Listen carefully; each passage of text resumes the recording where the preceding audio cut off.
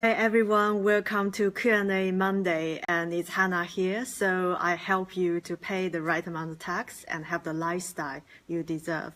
So today's topic is about making tax digital. And it's actually, what does that mean is there's some upcoming changes about self-employed businesses or landlords or even normal businesses. So previously, most of people, like if you're self-employed and running a business, you probably just do the tax return once a year. So that's probably what you're worried about once a year. But with the new changes, you are required to report the tax on quarterly basis. Well, this doesn't mean you have to pay tax every quarter, but it's just a process enable you to update your records on quarterly basis, and also make sure you also have some sort of idea, like some prediction about your tax liability, so you don't end up having a shock on your tax bill. I think this, of course, from government point of view, they are looking to closing the tax gap. So by doing this, they will have an idea like how much you are going to pay to them, and also make sure you don't end up having errors, having any omissions on your tax calculation. And also it's also the process. So you also have an idea about how much tax you are going to pay by a certain deadline. So you can meet your payment deadline rather than at a deadline you have a surprising bill or end up having to scramble it out and finding the money to pay the tax. So just some example, I do work with quite a lot of like self-employed, especially doctors. Quite often I hear clients saying, yeah, that was a tax season. We have the tax payment deadline end of this month, and last month he or she has been working 7 days a week, have been working as much as they can in order to fund this tax bill. Of course, that's probably a short-term solution, and of course that's tiring as well. But when you are working 7 days a week for a month, you have a sort of an income surge. So of course for tax, for the cash flow wise, you have a lot of cash coming in. But on the other hand, your incurred tax liability from that particular month will be high as well. So that will be added to your future tax bill. So perhaps you end up getting into this circle. That's probably not a good position to be. We don't want to end up, working forever for the taxman. When we work so hard, we want to have the money for us to enjoy ourselves. So I think instead of saying all this government change, like quarterly tax reporting is something government, keeping you busy, they are wanting to get more money from you on time. It's also, I think, just think about this way. If you've been keeping your records up to date on quarterly basis instead of 9 months after your year end, so on quarterly basis, you have the prediction on your tax bill. And perhaps you can just put the money aside in time, so that you can meet the payment deadline. And perhaps at the end of around the payment deadline, you can just pay the tax easily. So don't have to end up, working so many hours to make up this tax bill. So that's probably not necessary. So think about this way, making tax digital perhaps is a positive movement for all of us, for governments and also for all the taxpayers. By doing this on quarterly basis, on regular basis, you have an idea about your tax liability. You can plan your finances properly, and so at the end of the year, at the tax season, you worry less. You have more peace of mind for long term, and you have more financial confidence for yourself. So perhaps you find yourself don't even have to work so many hours at that certain point. So just make sure you also have the money to enjoy yourself as well. So we see it as a positive movement. Okay, having said that, whatever people are thinking, of course, at the end of the day, it is a requirement that everyone has to comply.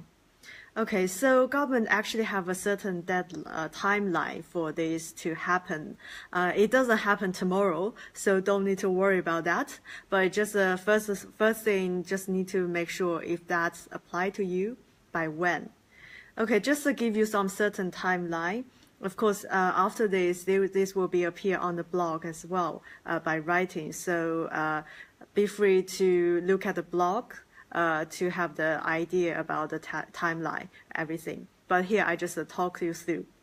Okay, so if you're self-employed or if you are the landlord and you're earning over the VAT threshold, so in particular for lots of doctors, your services are not required to register VAT, but it is very likely that your self-employment income can be like as high as 100K for the year. So currently the VAT threshold is 85K for the year.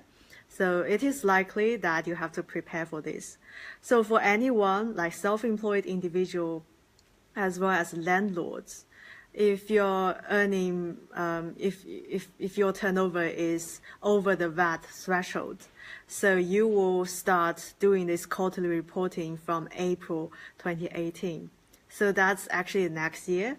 It's less than a year away. It's just perhaps a couple months away. So it's worth paying attention to it. What you have to do, of course, you have to prepare for the quarterly tax reporting, but that doesn't mean you don't have to do anything by now. Perhaps currently, just look at the second thing you need to do is look at your current record keeping. Are you keeping your records up to date regularly? Or you just leave all the receipts, all the invoices out there, not updating until the time you have to do a tax return. So first of all, keep everything up to date. That's a very important thing. Perhaps currently, most of people, if you're self-employed, most of people will doing the 16-17 tax return. So get that done as soon as possible. And as soon as that is done, get your records up to date as well. So up to today's date, and when the month goes by, keep them up to date as well in order to prepare for it. So that's really, you can perhaps no longer just leave your receipts, just leave your invoices sitting there waiting for you to update like 9 months after year end. You have to keep them up to date regularly. By the way, there are certain requirements for these quarterly tax reports. So HMRC will have the sort of online process for you to report this your business information on quarterly basis. So you can, if you are using the spreadsheet at the moment, you can continue using that as long as at a certain date, by the required date. And on quarterly basis, you are able to keep them up to date and report the right number to HMRC. That is okay for you.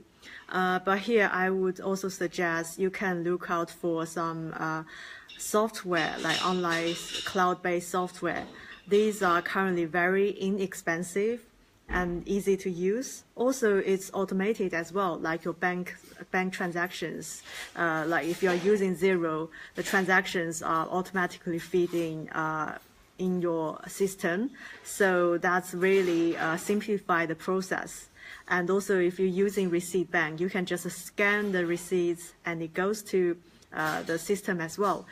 You don't have to record the data manually. So most of the systems, like online software, they are very inexpensive and very easy to use, and perhaps make your life a lot easier as well. And most of the big suppliers, they are developing the direct reporting portal to HMRC. So perhaps you can just like this quarterly reporting for you, it just become a one press button. So worth considering that there are some providers out there, things like Xero or QuickBooks Online. These are very good suppliers, so worth looking out for that. Okay, so that's basically for self-employed individual as well as landlords. The main reason why I particularly pick up for this is really most of my client base, they are on these, they are sort of meeting these criteria, and particularly they are not usually VAT registered, especially the healthcare service. This is not something you need to register for VAT. But, if previously you've been just doing this annually, you have to start paying attention to it. Okay, so that's the first type of businesses. If you're over the VAT threshold, then April 2018, that's a date you have to remember. What if you are earning under the VAT threshold and you are also the landlord and self-employed individual? So that doesn't apply to you until April 2019. Again, that's 1 year after. So again, as the same process, things like be aware of your dates, look at your record keeping and make sure they are up to date, and also look out for some systems, some software that can make your life easier. So run this process yourself at a certain date. So if that's only applied to you at April 2019, so perhaps by early next year you can start looking out for this. But make sure you do it as soon as possible and don't miss the requirement deadline. Okay, so by 2020, everyone, including the limited companies, everyone will be doing the quarterly tax reporting. So that will be the same process for everyone by April 2020. Okay, so of course, currently, if you are VAT registered and you are doing the quarterly some sort of quarterly reporting anyway, because the VAT need to be declared on quarterly basis. You're doing that on quarterly, so perhaps that doesn't make much difference to you. But again, make sure you also be aware of your timeline and your software. If you are currently using the software to do your records, then make sure they are also compliant as well. I think major supplier, they will inform you in time. They will get the software up to date for you to get ready for these new changes. Okay, so that's a certain timeline. And just a little bit recap. First of all, making tax digital, I think it is a positive movement. In particular, for people, self-employed individual, you're doing the income tax return annually and currently frustrated at the tax season, like working 7 days a week to fund the tax bill. Making tax digital can be the movement for you not having to do that anymore. So for you to stay on top of your finances. And things you need to look out for, so first of all, looking out for the timeline. In particular, like if you are the healthcare professional, self-employed, and earning over the VAT threshold, so make sure April 2018, that's the time you need to remember in mind. And things you need to do, first of all, know your timeline. And second thing, look at your current record keeping status.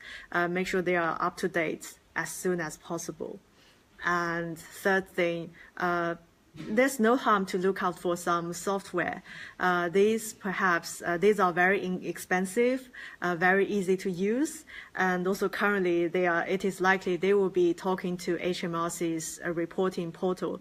So that's probably something not just can make sure you stay on top of your finances, but also that can make your record keeping process a lot easier and seamless.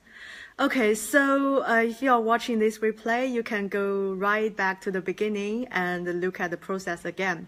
But today I will end up here. So I hope you find this one useful. For more insights or updates, I have a Facebook group is private, so it is called Tax Deductible Lifestyle Tribe. So I will put a link below. Be free to request to join. Not just you can connect with me, but also you can connect with our panel of experts. So we have financial advisors and business advisors who can help you to earn more money and grow your wealth. Okay, again, I hope you find this one useful, and I shall see you very soon. Bye now.